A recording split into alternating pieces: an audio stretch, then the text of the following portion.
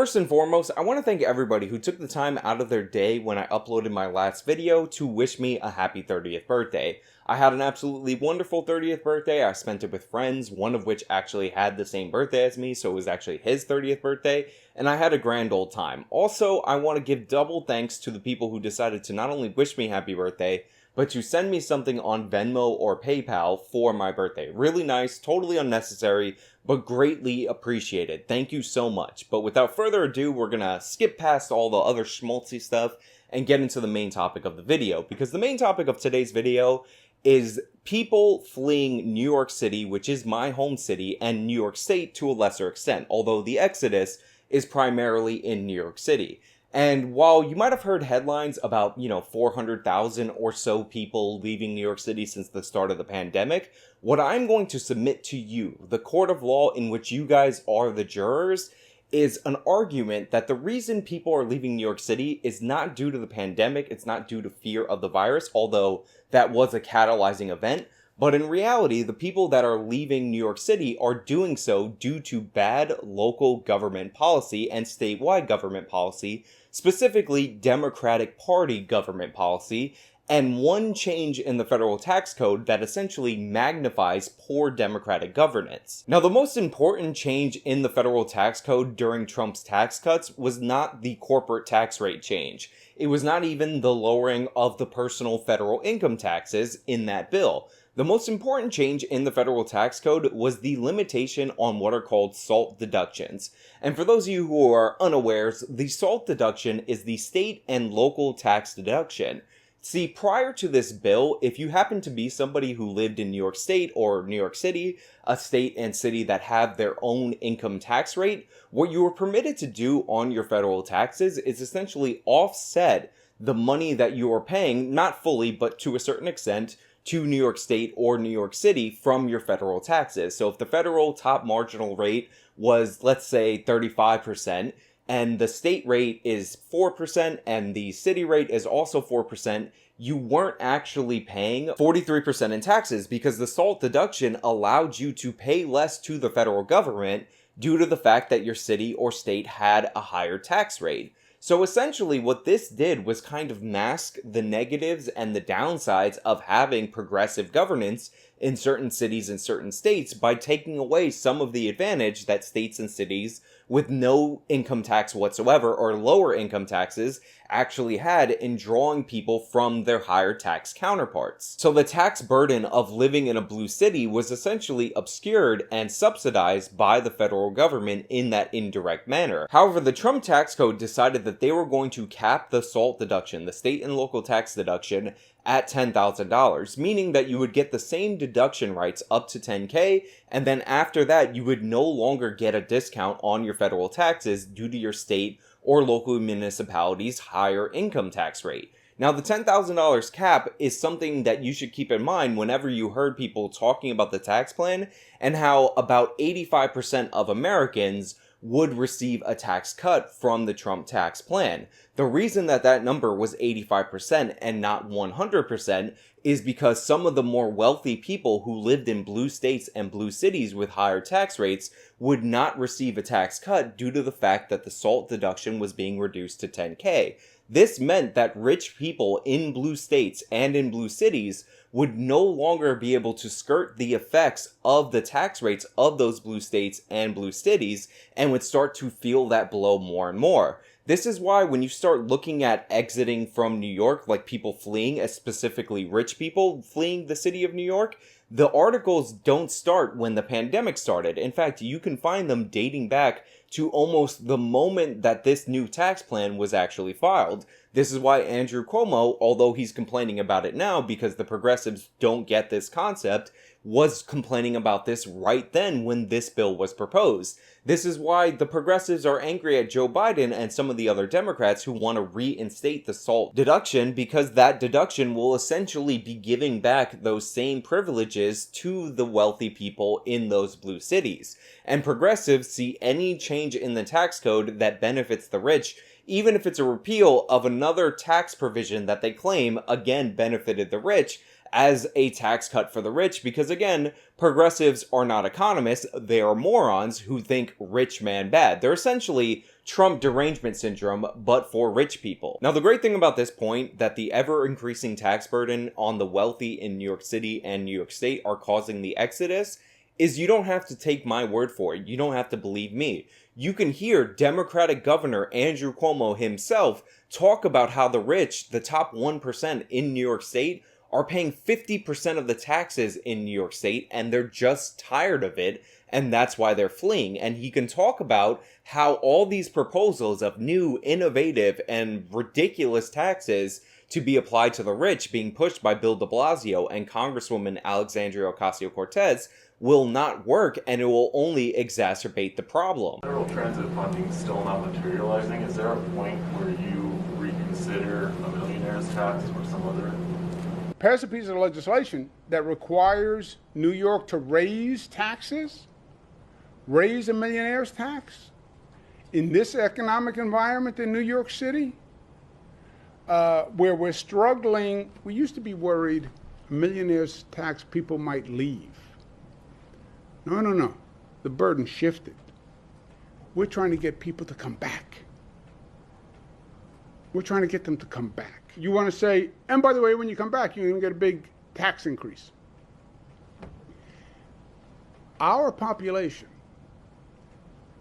1% of the population pays 50% of the taxes. And they're the most mobile people on the globe. I literally talk to people all day long who are now in the Hamptons house, who also lived here, or in their Hudson Valley house, or in their Connecticut weekend house.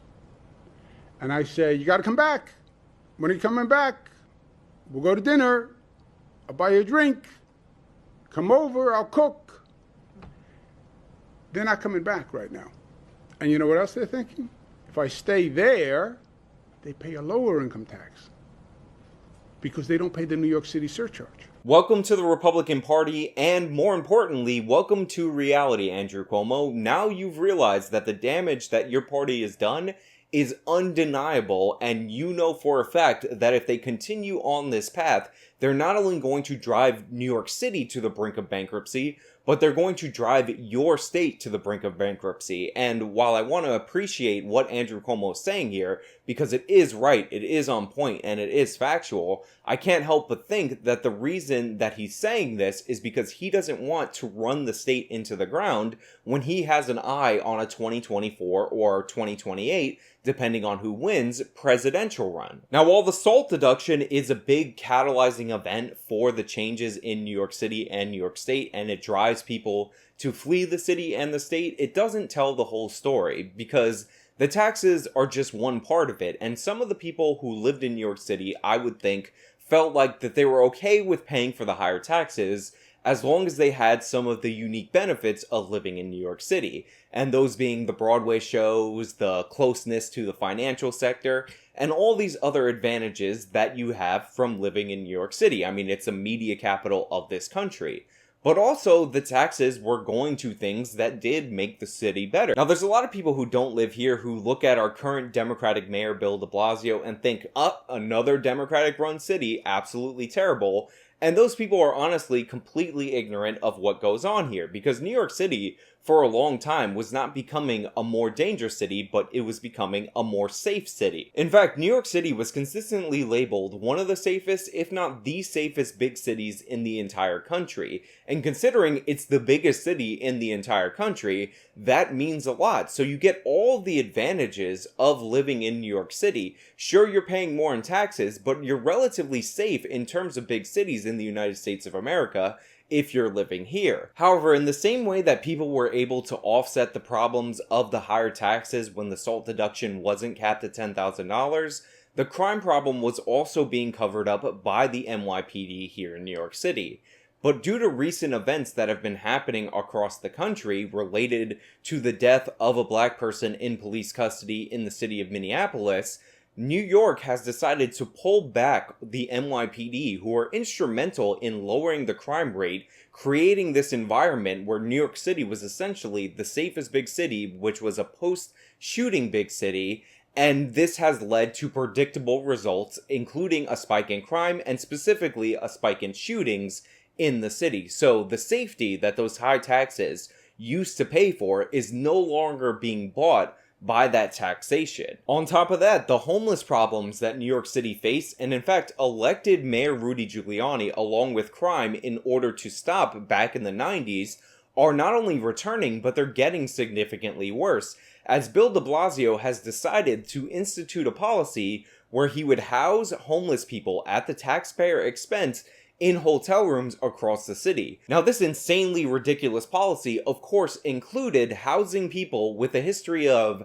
how should I say this in a way that won't trigger the demonetization fairy, hurting children right near a school which has a playground where children go out and play in the Upper West Side of Manhattan. Now, the Upper West Side of Manhattan, and specifically the area where this hotel is, where these homeless people with prior felony convictions for hurting children are being housed at the taxpayer expense, for those of you who are not in the know, is one of the wealthier parts of New York City. These are people who are paying premium property taxes, premium state and city income taxes, and now, due to the cap in SALT deductions, premium federal income taxes, and they're paying all that money to have a beautiful neighborhood. And make no mistake about it, if you've seen romantic comedies shot in the city, a lot of times the brownstones that they're using are literally from that neighborhood, just to have homeless people that have criminal records crowd around their once gorgeous neighborhood. And with all the problems that I just laid out to you, the fact that New York City and New York State are deeply dependent on the wealthy people in the city and the state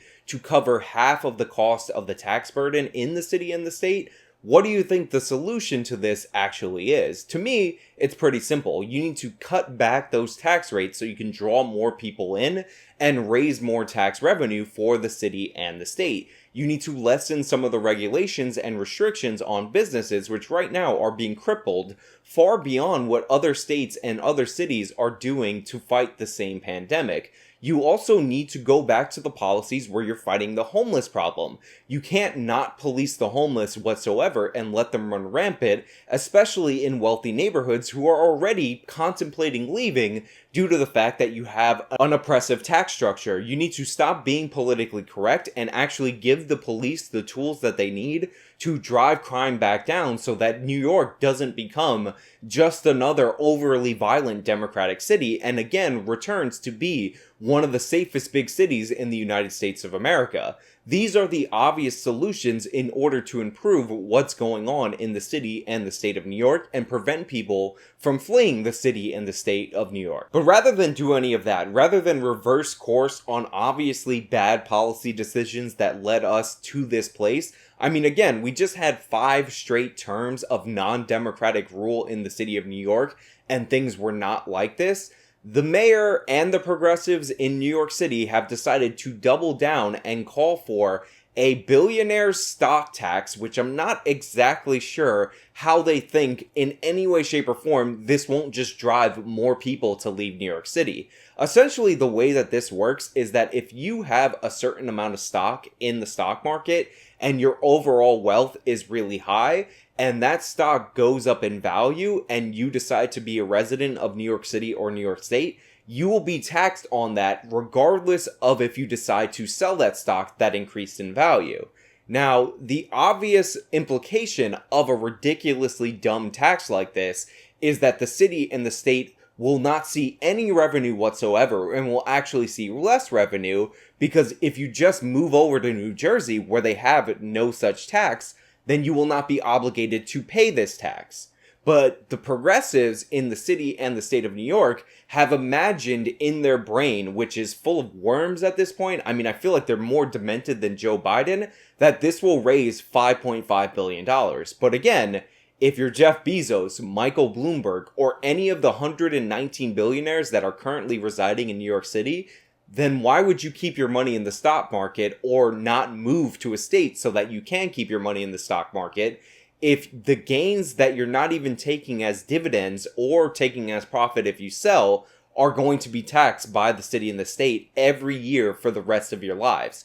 It's absolutely absurd. It's insane on every single level. And whether or not you think it's cool to go get the rich, you have to see that this doesn't make any sense because these people are not going to stay here. You don't have to live in New York City or even New York State or even the United States of America to have money in the stock market. It's absurd, but they're going forward with it. They're trying to push it. Andrew Cuomo is pushing back against the Democrats in New York City and the Democrats at the state legislature because these morons want to take this suicide pact together and blow up the city and the state even further. People don't realize that they've already tried this, and the justification that this is to cover the transit fund, which is now short $5.5 billion, must have forgotten at some point that they already set up a tax scheme in order to cover the transit fund that was supposed to raise $3 billion, and again, it's $5.5 billion short, so they're in the hole from another progressive tax scheme, and they decide, you know what would be a great idea?